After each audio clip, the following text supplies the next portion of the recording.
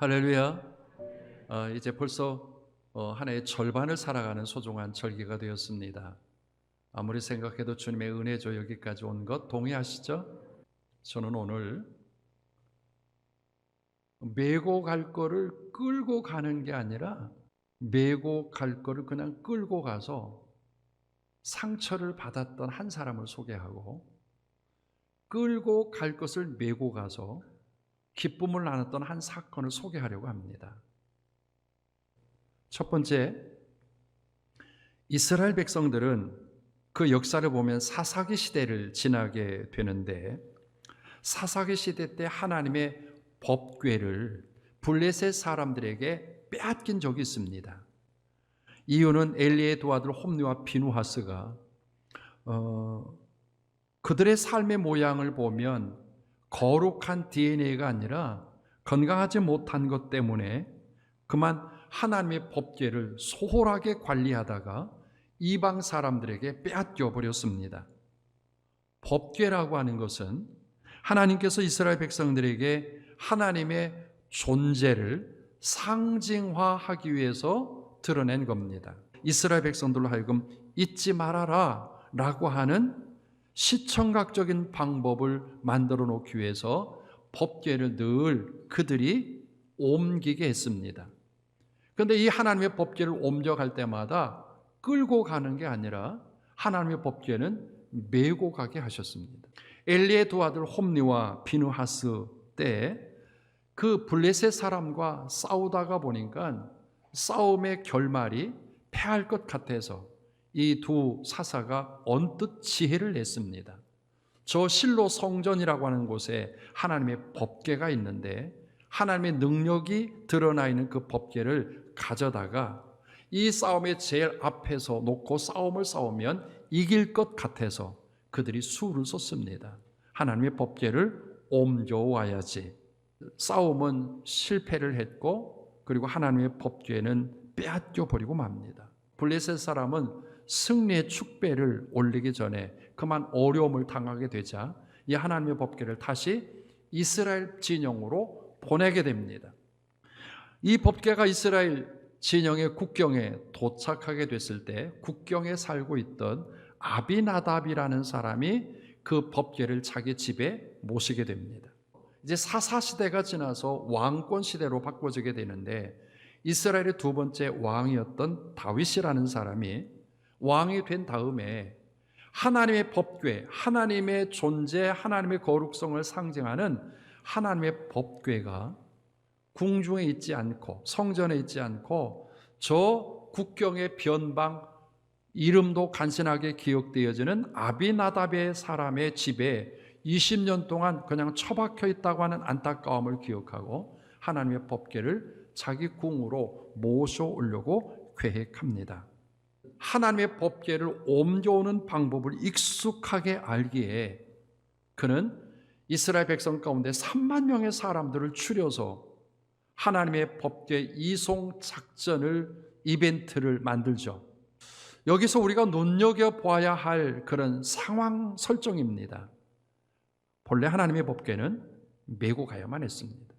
그런데 다윗의 생각은 하나님의 법궤를 메고 가는 것도 메고 가는 거지만 아주 아름답게 마차를 만들어서 그 위에 하나님의 법궤를 올려놓고 3만 명의 사람들이 손 흔들고 환호를 지르는 그런 가운데로 하나님의 법궤가 옮겨갔으면 좋겠다라는 생각을 하기 시작을 합니다. 그리고 하나님의 법궤가 옮겨가기 시작을 합니다. 그런데 다윗이 새로 만든 마차는 수많은 사람이 운집했을 때는 전혀 보이지 않았습니다. 이스라엘 백성들이 정작 봐야 할 하나님의 법궤는 보여지지 않고 다윗의 모양만 구경하게 됩니다. 하나님의 법궤를 메고 가는 게 아니라 하나님의 법궤를 내 생각으로 끌고 가는 여기 다윗의 모양을 성경은 지적을 했습니다. 교회는 사람이 끌고 가는 게 아닙니다. 성도가 끌고 가는 것이 아닙니다. 오늘 교회는 사람들이 끌고 가는 것이 아니라 성령님께서 끌고 가십니다. 혹 교회가 궤도 이탈을 하게 된다면 그때 우리는 다시 한번 기억해야만 합니다. 사람이 끌고 간 것인가 아니면 하나님이 끌고 가신가. 그 이끄심에 예민하게 동의하고 그 성령 이끌어 갈 수 있도록 내어줄 수 있는 그런 교회, 또 특별히 하나비전교회 성도가 되기를 주님의 이름으로 권면합니다. 두 번째 생각하려고 하는 겁니다. 어느 날 예수님께서 가버나움에 가시게 됩니다. 가버나움에 가시자 수많은 사람들이 예수님을 또 찾아오기 시작을 했고, 인산인해를 이루어서 사람들이 들어가지도 못하고 나오지도 못할 만큼 아주 번잡한 상황이 되었습니다. 그런데 그 상황에 어느 중풍병자가 예수님을 보고 싶어 했던 겁니다. 소문에 들었으니 얼마나 그 예수님 곁에 가고 싶었겠습니까? 그러자 그 주변에 있던 네 사람이 그 중풍병자를 예수님 앞으로 데려왔던 사건이 봉독한 마가복음 2장에 나오는 스토리입니다. 이 네 명의 사람은 이 중풍병자를 수레에 싣고지 아니하고 어깨에 메고 예수님께 왔더라라고 말씀을 합니다. 중풍병자 걸린 사람에게 예수님을 만나게 해 주었으니 그곳으로 인해서 이 네 명의 사람은 감당한 사명자들입니다. 그런데 놀랍게도 이 네 명의 사람은 그 중풍병자를 어깨에 메고 예수님 곁에 왔더라라고 하는 성경의 말씀입니다. 욕창이 나서 그 사람을 들것에 옮겨가기도 버거운데 그 사람을 어깨에 메고 갔다는 것은 무엇을 이야기합니까? 중풍병자를 그냥 수레에 끌고 가도 될 법한 일인데 그 중풍병자를 어깨에 메고서 예수님 앞에 갔다고 하는 것은 굉장한 존중했다고 하는 표현입니다. 그 중풍병자가 고침받은 분명한 이유는 네 명의 사람의 그 모양을 보시고 주님께서 그 중풍병자를 고쳐주셨다고 성경은 기록합니다. 말씀을 드린 것처럼 다윗 같은 마음이죠. 우리들은 어떻게 하면 하나님께 영광을 돌릴 수 있을까? 우리를 통해서 하나님 더 큰 영광 어떻게 돌리고 어떻게 하나님 받게 하실까라고 하는 생각이 다윗과 같은 그런 생각입니다. 동기는 신앙적이었지만 결과는 인간적이었다라고 하면 그것은 건강한 방법이 아닙니다. 동기는 좋을 수 있지만 결과가 좋지 못하다고 한다면 건강한 교회가 될 수 없습니다. 많은 사람이 모여있고 봉사를 많이 하고 구제를 많이 한다 할지라도 그 안에 예수 그리스도의 단 한 번의 구속의 사건을 통해서 구원받은 사람이 있지 아니하면 그것을 교회라고 말할 수 없습니다. 여러분의 교회도 사람의 모양 때문에 존경받거나 드러내주거나 권위가 있는 것이 아니라 하나님이 계시기에 이 교회는 권위가 있는 줄로 믿습니다. 여러분이 아무리 대단하다 할지라도 여러분이 있기 때문에 이 교회가 권위가 있는 것이 아니라 하나님의 거룩한 왕권이 있기에 이 교회는 거룩해지는 줄로 믿습니다. 하나님의 거룩성이 교회에서부터 떠나기 시작을 하면, 하나님의 왕권이 교회에서부터 떠나기 시작하면 그 교회는 교회가 아닙니다. 오늘 여러분의 의견이나 여러분의 공로나 여러분의 주장이 채택되지 않는다고 하는 것 때문에 불편하게 여겨서는 아니 됩니다. 그래서 교회는 사람이 끌고 가는 것이 아니라 하나님이 끌고 가시는 공간입니다. 교회는 사람이 끌고 갈 것이 아니라 하나님의 권위를 메고 갈 수 있는 그런 장소로 만들어져야만 합니다. 교회 안에 갖가지의 문제 가지고 아파하고 힘들어하고 지치고 이 코로나 바이러스로 인해서 어려워하는 성도들을 메고 갈 수 있어라, 그렇게 말씀을 하십니다. 오늘 거룩한 하나님의 사람들이 있는 공간마다 여러분의 시선이 멈추지 아니하고 성도를 돌아보며 격려하며 위로하며 하나 되게 만들어가는 아름다운 처지가 되기를 원한다는 사실입니다. 이제 코로나 바이러스로 인해서 그리고 지극히 개인적인 성향이 판을 치고 있는 이런 때라 교회는 한 치 건너 두 치처럼 내 관심이 없는 공간으로 변해버리고 말았습니다. 그러나 이러한 때 평신도주의를 통해서 우리에게 가르쳐 주시는 말씀이에요. 교회는 여전히 내가 끌고 가는 것이 아니라 하나님의 권위를 드러내고 메고 가는 공간이고, 뿐만 아니라 성도 한 사람 한 사람 우리가 존경하고 그리고 모성애적인 입장에서 돌아보기 시작할 때 교회는 건강해서 더 큰 역사 만들어 가는 줄로 믿습니다. 부모님들이 만들어 놓은 신앙의 울타리 안에서 건강하게 자라서 이후에 걸출하게 이 땅 곳곳에 쓰임받도록 만들어가는 우리 아름다운 신앙의 선배들, 신앙의 부모들, 또 한 공동체의 일원들 다 되어지기를 주님의 이름으로 축복합니다. 오늘은 미가서 첫 번째 시간으로 미가서의 개론과 각 장에 해당되는 우리 미가서를 한번 살펴보고자 합니다. 미가라고 하는 뜻이 무엇이라고 나와 있습니까? 여호와와 같은 분이 누구냐라고 하는 뜻이 미가입니다. 네, 첫 번째는 밖에서부터 오는 외적인 위기가 있었습니다. 아수르라고 하는 나라가 세력을 확장하고 있었는데, 그런데 이 아수르는요 강력한 군사력을 가지고 있었습니다. 그리고 두 번째는 안에서부터 시작된 위기가 있었습니다. 지도자들이 부패했어요. 도덕적으로 신앙적으로 부패하였고 영적으로 타락했습니다. 여러분, 이 미가의 시대가 우리의 시대와 비슷하지 않습니까? 어지러운 시대를 돌파할 수 있는 유일한 길, 그것은 바로 하나님의 말씀입니다. 오늘 그 말씀을 의지하며 올바른 길로 행하며 나아가는 저와 여러분 되시기를 축복합니다. 만물을 창조하시고 만물을 다스리시는 하나님께서 재판관으로 오신다, 이렇게 선포하고 있습니다. 위엄 있고 거룩하신 하나님 앞에 서게 되었을 때에 이스라엘의 지도자들은, 그리고 오늘을 살아가는 우리는 어떤 마음으로 그 하나님을 맞이해야 됩니까? 바로 경외하는 마음인 줄로 믿습니다. 비록 환상 속에서이지만 큰 심판을 목도하는 것은 선지자에게는 굉장히 괴로운 일일 것입니다. 미가 선지자는 가만히 있을 수가 없었죠. 애통하고 애곡했습니다. 사랑하는 성도 여러분, 오늘날 우리의 삶을 점검하시는 하나님의 심판, 그리고 그에 따르는 징벌이 이와 다르지 않을 것이라고 생각됩니다. 그렇다면 이 사회를 바라보는 이런 암담한 현실, 또 하나님께서 심판하실, 죄에 대해 심판하실, 우상에 대해 심판하실, 그것을 준비하며 바라보는 우리들의 마음 자세는 어떠해야 하는가? 하나님의 말씀에 위배되는 많은 일들이 자행되고 있습니다. 그러나 여러분, 신앙인으로서의 우리의 생각의 모습은 어떻습니까? 여러분, 애통해하고 계신가요? 여러분, 울부짖고 있습니까? 벌거벗고 맨발로 외치며 그런 뜨거운 가슴 아픔을 가지고 나아가고 있습니까? 이전에 밤을 새워가며 나라를 위해, 가정을 위해, 자녀를 위해 애통하는 마음으로 부르짖었던 그 기도가 여러분을 통해서 회복되어야 될 줄로 믿습니다. 어느 나라이든 단체이든 기업이든 앞에서 이끄는 지도자가 어떤 사람인가에 따라서 달라지는 것을 보게 됩니다. 하나님의 분명한 말씀이 선포되고 있는데, 예언자 너는 이야기하지 마, 그 말은 지금 필요 없어 라고 지도자들이 입을 가로막고 있는 모습이 보여집니다.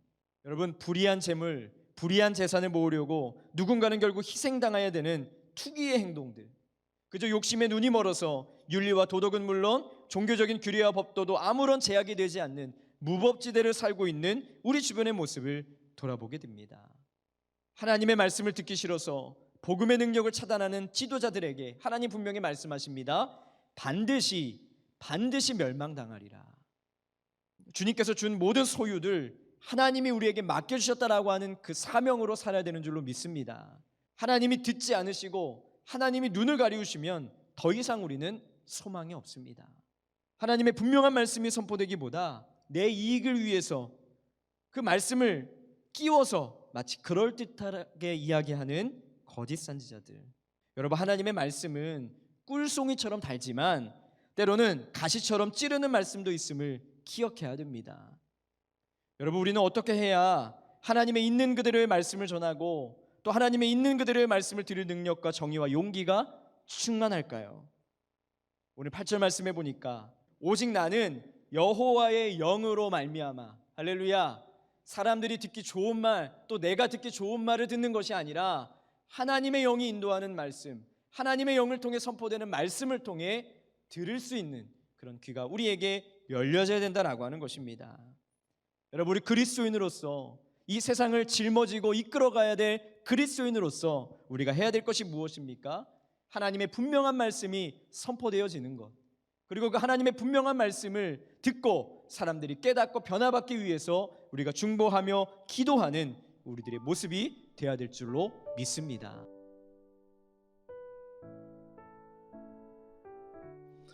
오늘 본문은 이런 이야기예요. 예수님께서 빌립을 나를 따르라 하고 부르셨습니다. 빌립을 불렀을 때에 또 그 빌립은 자기의 절친한 친구인 나다나엘에게 가서 이렇게 말씀을 전하고 있습니다. 모세의 율법에 기록하였고 여러 선지자들이 기록한 그 일을 만났는데 그가 누구냐? 곧 나사렛 예수라. 그때에 나다나엘 빌립은 더 이상 그에게 할 말이 없어서 와서 봐라. 내 눈으로 확인을 해라. 근데 예수님이 그 있다가 저만치 빌립과 나다나엘이 오는 것을 보고 그에게 이렇게 말합니다. 보라, 이는 참 이스라엘 사람이구나. 그래서 저는 오늘 인생은 무엇을 어떻게 보느냐에 따라서 인생이 좌지우지되고 내 삶이 결정된다라고. 눈이라고 하는 것은, 눈의 사명은 뭐냐면 보는 것입니다. 그리고 사물을 정확하게 보는 것이 눈의 사명입니다. 그런데 우리 그리스도인들은 이렇게 보이는 것만 보는 것이 아니라 영적으로 볼 수 있는 자가 되어야 한다라고 하는. 이 세상의 모든 일은 장점과 단점이 항상 있는데 그 가운데서 좋은 것만 볼 수 있고 좋은 것만 보기 위해서는 좋은 것만 찾아야 합니다.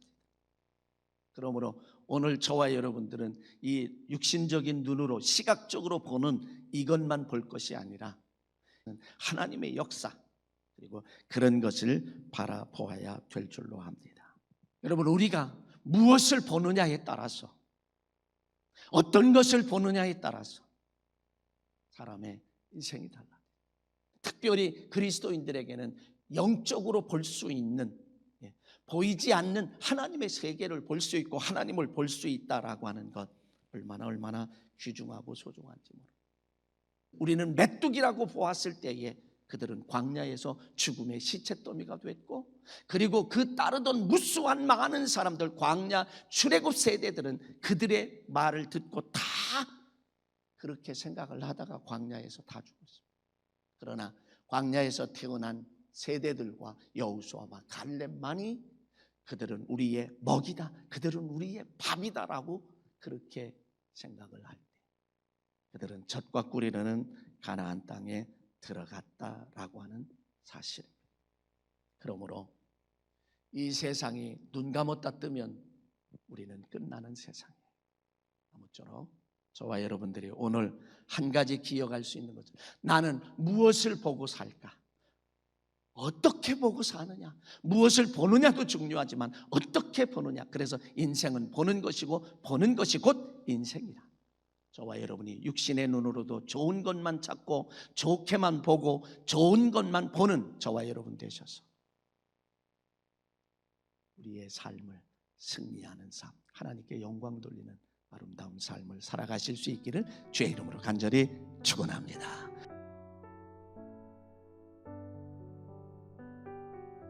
시간상으로 기록한 누가복음의 특징을 바탕으로 보면 이 본문의 상황은 아직 베드로가 제자가 되지 않았을 때의 말씀입니다. 그러니까 고기를 잡아라 라고 말씀하신 오늘 본문 이전에 이미 2번이나 예수님을 만났던 베드로였습니다. 어부가 직업이니까 고기를 잡을 수밖에 없었습니다. 배를 타고 고기를 잡으러 나가는데 밤새도록 한 마리도 못 잡은 겁니다. 한평생을 어부로 살았던 베드로에게 그 밤이 얼마나 실망스러운 밤이었을까. 그렇게 힘없이 그물을 씻고 있는데 예수님이 다가오십니다. 그리고 이렇게 말씀하시죠. 4절 말씀해 보니까 깊은 데로 가서 그물을 내려 고기를 잡으라. 베드로는 그 마음속에 이전과는 다른 마음이 들기 시작했습니다. 그래, 내가 예수님의 말씀을 한번 따라보자. 베드로는 이렇게 하면 고기를 잡을 수 있을 거야 라고 생각했던 자기의 경험과 관습과 이성을 다 포기하고 예수님 앞에 순종했을 때에 그는 만선의 축복을 경험할 수 있었습니다. 이 이후로 그는 바짝 엎드리죠. 그리고 예수님을 뭐라고 고백합니까? 주여라고 고백합니다. 사랑하는 성도 여러분, 주님은 오늘 저와 여러분에게 말씀하십니다. 내가 너를 사람을 낚는 어부가 되게 하리라. 할렐루야. 사람을 만나고 많은 사람들에게 복음을 전하고 그 복음을 전할 때에 내가 그들을 돌아오게 하리라, 구원의 문을 열어주리라 약속하신 그 하나님의 약속을 믿으며 나아가는 저와 여러분 되시기를 주님의 이름으로 축복합니다. 오늘 베드로가 예수님을 만나고 그의 인생이 변화된 사건을 자세히 살펴봄을 통해서 우리가 기억해야 될 세 가지의 사실을 묵상해 보려고 합니다. 첫 번째는 예수님께서 베드로에게 찾아가셨습니다. 밤새도록 지쳐있는 베드로에게 다가가셔서 나의 사랑하는 제자가 되어라 말씀해 주셨습니다.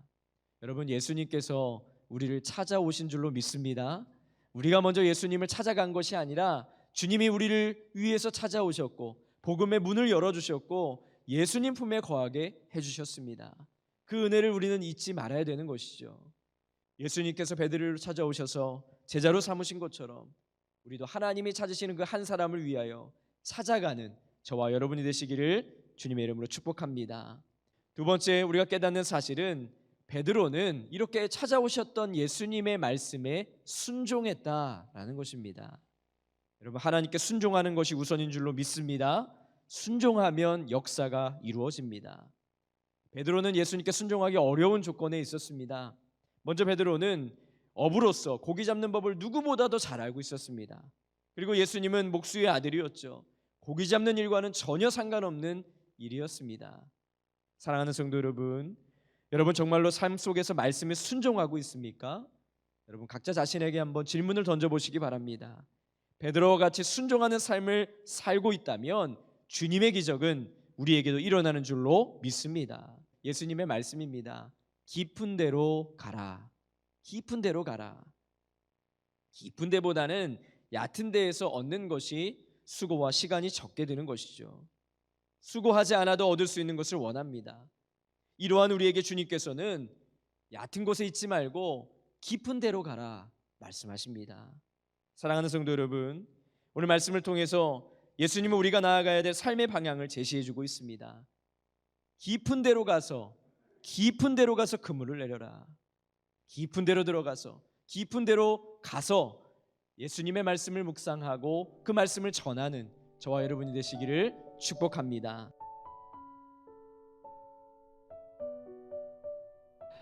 그렇다면 우리는 구체적으로 이 내 인생을 향한 가짜뉴스를 어떻게 극복할 수 있는지를 오늘 본문 말씀을 중심으로 사탄의 가짜뉴스에 흔들리지 않는 영적인 비결 두 가지를 알아보기를 원합니다. 첫 번째는 성도는 내가 누구인지를 기억해야 합니다. 오늘 본문 1절 상반절 말씀을 보면 이렇게 나와 있습니다. 하나님의 뜻으로 말미암아 그리스도 예수의 사도된 바울, 이렇게 기록하고 있습니다. 사도 바울은 언제든지 자기의 직분을 기억하고 있었습니다. 특별히 이 자신의 직분은 하나님이 세우신 직분이다 라고 강조하고 있습니다. 직분은 헬라어로 어떤 뜻이냐면 종이 주인의 명령에 순종한다 라는 뜻을 가지고 있습니다. 직분이란 종이 주인에게 당연히 해야 될 의무이고 본분인 것입니다. 이 단어에는 어떠한 특권 의식도 없습니다. 또한 인간의 노력으로 누릴 수 있는 어떠한 성취감이나 만족감 이런 것도 없습니다. 그저 종으로서 내 인생의 주인이신 하나님께 마땅히 드려야 할 의무를 나타내는 것입니다. 따라서 성도의 직분은 하나님이 주신 고유 명사입니다. 직분은 철저히 하나님께 이 정하심이 있습니다. 그렇기 때문에 바울은 자신의 사도권을 의심하는 사람들의 시선에 흔들리지 않았습니다. 그는 자신에 대한 이 가짜뉴스에 대해서 당당했습니다. 왜냐하면 그는 자신이 누구인지를 정확하게 알고 있었기 때문에 그렇습니다. 영어 단어의 챔피언은 우리나라로 말해도 챔피언입니다. 챔피언은 챔피언인 것입니다. 그런 것처럼 이 성도의 직분 역시 고유 명사입니다. 하나님이 주신 그대로 우리에게 있는 것입니다. 그래서 인간의 조건이나 결과물 이것이 아닙니다. 그래서 내가 누구인지를 기억할 때 우리는 사탄의 가짜뉴스에 흔들리지 않을 줄을 믿습니다. 네, 둘째로 세상의 뉴스에 흔들리지 않기 위해서 우리는 이제 이것을 해결할 수 있는 방법은 바로 하나님의 위로를 경험해야 하는 것입니다. 이 위로라고 써있는 이 헬라어는 파라클레이시스, 곁으로 부르다, 초청하다라는 의미를 가지고 있습니다. 지금 이것은 두 가지 차원에서 굉장히 중요한 의미를 가지고 있습니다. 첫 번째는 심리적 차원의 위로입니다. 그래서 하나님은 오늘도 우리 삶의 현장에 깊숙이 들어오십니다. 그래서 하나님은 오늘도 이 세상에서 상처받고 아파하는 우리를 찾아와서 위로하시는, 그 마음을 위로하시는 분인 줄로 믿습니다. 두 번째 실은 실제적인 차원의 위로입니다. 하나님의 위로는 낙심한 자를 격려하는 심리적 차원뿐만 아니라 처한 문제에서 건져내시는 실제적인 차원의 위로도 있는 줄로 믿습니다. 첫 번째로는 성도는 내가 누구인지를 반드시 기억해야 합니다. 성도의 직분은 오직 하나님의 뜻대로 성취되기 때문에 우리가 하나님을 믿는 믿음으로 온전히 붙잡고 사신 성도님들 되시기를 바랍니다. 둘째로는 문제의 현장 속에서 나와 함께 하시고 꺼내시고 구원하시는 하나님의 위로를 경험해야 합니다. 이 하나님의 위로는 정말로 실제이며 우리의 마음과 상황을 바꾸시는 놀라운 능력인 줄로 믿습니다. 우리가 그럴 때 우리를 계속 실패했다, 우리를 무너뜨리려고 하는 사탄의 가짜 뉴스에 흔들리지 않고 믿음의 길을 걸어가게 되실 줄로 믿습니다. 피난처라는 단어의 뜻은 재난을 피하여 거처하는 곳이라는 단어의 뜻을 사전 속에서 찾아볼 수 있습니다. 다시 말씀드려 피난처는 근심과 고통, 위험 따위로부터 피할 수 있는 장소, 대상이라는 단어의 뜻을 가지고 있습니다. 근심과 고통, 위험으로 피할 수 있는 대상, 그것이 시편 기자는 어디라고 고백하고 있습니까? 하나님이라고 분명히 또 명확하게 고백하고 있습니다. 1절 말씀을 다시 보시면 하나님은 시편 기자에게 그냥 도움도 아닌 큰 도움이라고 고백하고 있습니다. 시편 기자는 분명히 이전에 자신이 거대한 지진에 버금가는 인생에 큰 환난을 겪었는데 그때 하나님께서 큰 도움과 피난처가 되시는 것을 경험했던 것 같습니다. 그러니까 이렇게 자신 있게 피난처라고, 하나님이 나의 피난처라고 고백할 수 있는 모습입니다.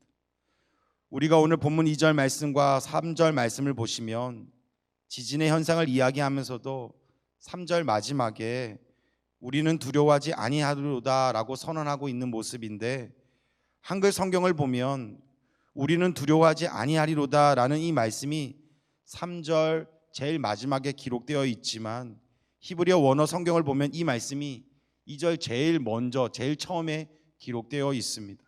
그러니까 1절 말씀과 이어서 해석을 하면 하나님은 우리의 피난처시요 힘이시니 환난 중에 만날 큰 도움이시라, 그러므로 우리는 두려워하지 아니하리로다 라고 2절에 제일 먼저 선언하신 후에 그 환난과 두려움을 큰 지진으로 묘사하고 있는 말씀입니다. 이해가 되십니까? 그러니까 오늘 본문 말씀을 고백한 시편 기자의 고백이 얼마나 확신에 가득 찬 고백이었는지 우리는 이 문장 구조를 통해서 우리는 묵상할 수 있습니다. 사랑하는 예배자 여러분, 하나님이 환난 당하는 우리의 피난처요 큰 도움이심을 사랑하는 여러분 믿으십니까? 또 그 하나님은 정말로 신뢰하고 있으십니까? 여러분, 피난처라는 말은 지금 내 삶의 무게가 너무나도 무겁고 버겁고 힘이 들 때, 내 힘으로는 이 삶의 흔들림을 감당할 수 없는 용기가 없어서 지쳐 괴로울 때 간절히 찾는 곳이 피난처입니다. 그런데 오늘 본문의 시편 기자는 하나님이 바로 우리에게 그런 피난처라고 고백하고 있는 모습입니다. 흔들리는 가운데 내가 피해야 할 곳, 나를 지탱해 주며 나의 힘이 되시는 그분, 바로 그분이 하나님뿐임을 고백하고 있습니다. 아무리 큰 지진 같은 어려움이 내게 찾아와도 내가 이 재난에서 피해야 할 곳이 누구인지 제대로 알기만 한다면, 내가 이 근심과 고통과 염려와 불안으로부터 진정으로 피할 수 있는 대상이 바로 누구인지를 제대로 알기만 한다면 그가 나를 반드시 지켜주신다라는 신앙의 고백인 것입니다. 그래서 우리는 인생의 지진이 와도 두려워하지 아니할 수가 있는 줄 믿으시기를 바랍니다. 그렇습니다. 사실 하나님의 백성의 안전은, 하나님이 함께 하시는 하나님의 백성의 안전은 하나님이 우리 가운데 계시냐 안 계시냐 그것에서 결판이 납니다. 이 말이 무슨 말이냐면, 우리의 삶이 아무리 흔들려도, 내 가정과 내 일터와 내 자녀의 삶이 아무리 흔들려도 하나님의 말씀과 기도를 통해 하나님이 나와 함께 하심을 경험하고 있으면, 하나님의 임재가 내 삶을 간절히 붙들고 있다면 우리는 새벽에 도우시는 하나님을 만나게 된다라는 신앙의 고백입니다. 오늘 혹시 지진 같은 인생의 두려움과 공포 가운데 계신 분이 있으십니까? 잠잠히 하나님만을 바라보시기를 바랍니다. 그리하면 여호와 하나님만이 나의 피난처가 되시고 환난 중에 만날 큰 도움 되심을 여러분 경험할 수 있도록 우리의 큰 은혜를 하나님께서 분명히 이 새벽에 베푸실 것입니다. 우리의 피난처가 되시며 환난 중에 만날 큰 도움 되시는 하나님과 늘 동행하며 또 하나님의 그 은혜를 날마다 누리며 살아가시는 우리 하나비전교회 성도님 모두가 되기를 주님의 이름으로 축복합니다. 기독교는 무엇보다 기도를 강조하는 종교입니다. 근거는 예수님께서 공생애를 시작하면서 광야에서 40일을 금식하셨고 사역의 마무리는 겟세마네 동산에서 십자가 사건을 앞두고 땀방울이 핏방울이 되도록 최고의 기도를 하셨기 때문입니다. 나의 원대로 마옵시고 아버지의 원대로 하옵소서라고 기도하신 내용입니다. 예수님은 사역을 위해 이 땅에 계시는 동안 참으로 바쁘셨기 때문에 그 바쁘신 가운데도 더 하나님의 능력을 힘입어야 했고 그래서 더 많은 기도의 자리로 나가셨습니다. 중요한 것은 주님의 역사 앞에 기도의 흔적이 늘 있었습니다. 물 위로로 걷기 전에 예수님은 기도하셨고 오병이의 기적으로 수천 명을 먹이신 그 경이로운 사건 앞에도 예수님은 기도하셨습니다. 이처럼 기도가 참으로 중요한 것을 예수님은 우리에게 몸소 가르쳐 주셨습니다. 오늘 본문의 배경은 산상수훈에 등장하는 말씀입니다.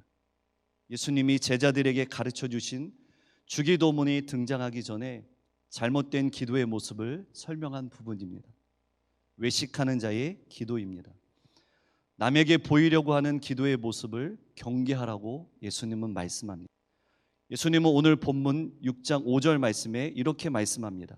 다시 한번 5절 말씀을 함께 읽겠습니다. 시작. 너희는 기도할 때에 외식하는 자와 같이 하지 말라. 그들은 사람에게 보이려고 큰 회당과 큰 거리 어귀에 서서 기도하기를 좋아하느니라. 아멘. 기도의 대상은 하나님이십니다. 하지만 외식하는 사람은 기도의 대상이 다른 사람이며 기도를 통해서 자기를 드러내는 잘못된 행위를 반복합니다. 하나님을 향한 기도의 행위를 통해서 자신을 드러내는 데 이용합니다. 사랑하는 성도 여러분, 기도는 하나님께 하는 것이므로 사람 앞에서 드러내는 태도를 고치라고 예수님은 우리에게 거듭 말씀하고 있습니다. 다른 사람을 보이는 앞에서 기도하려고, 그래서 다른 사람의 칭찬을 받는 것은 진정한 기도가 아니라 기만이라고 말할 수 있습니다. 주님은 이런 자들에게 또한 이렇게 말씀합니다. 6장 5절 말씀에 보면 그들은 자기 상을 이미 받았느니라 라고 질책하십니다.